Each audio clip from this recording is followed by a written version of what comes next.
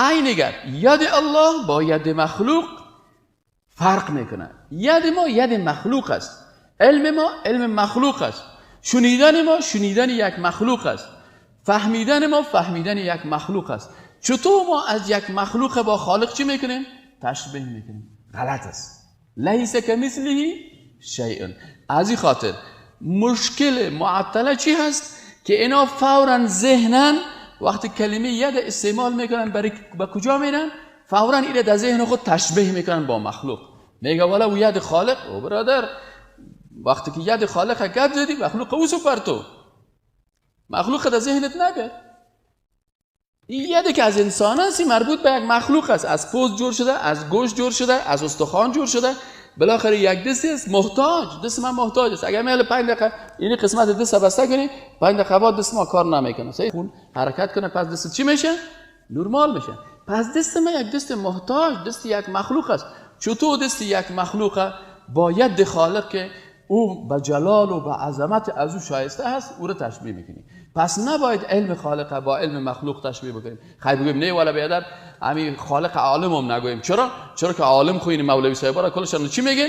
علما میگن. اگه عالم بگویی پس این تشبیه آمد.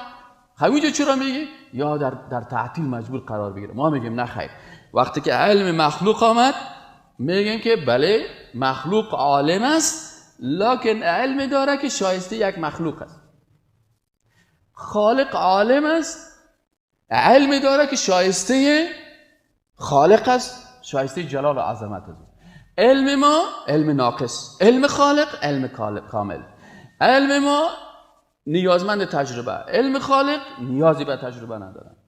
علم ما در یک رشته خاص است، علم خالق به همه اشیا و به همه مخلوقات است. پس چطور تو علمت با علم خالقی که او تمام مخلوقات خود به او عالم غیب شهادت است، از قلب چینایی و از فکر چینایی و از آنچه که چینایی میگه و در قلبش میگه داره میفهمه. از این خاطر وقتی که علم خالق با علم مخلوق تشبیه نمیکنیم، چون تشبیه نمیکنیم نیاز نداریم که ما تعطیلش بکنیم. پس میگیم مخلوق عالم است با مو اندازه‌ای که شایسته مخلوقیش است. خالق عالم است با مو علمی که مطابق جلال و عظمت خالق است. مخلوق دست داره به مو شکلی که شایسته این مخلوق است، عاجزی و ناتوانیش. خالق ید الله دست الله آمده است به مو قسم دست داره که شایسته جلال و عظمت است.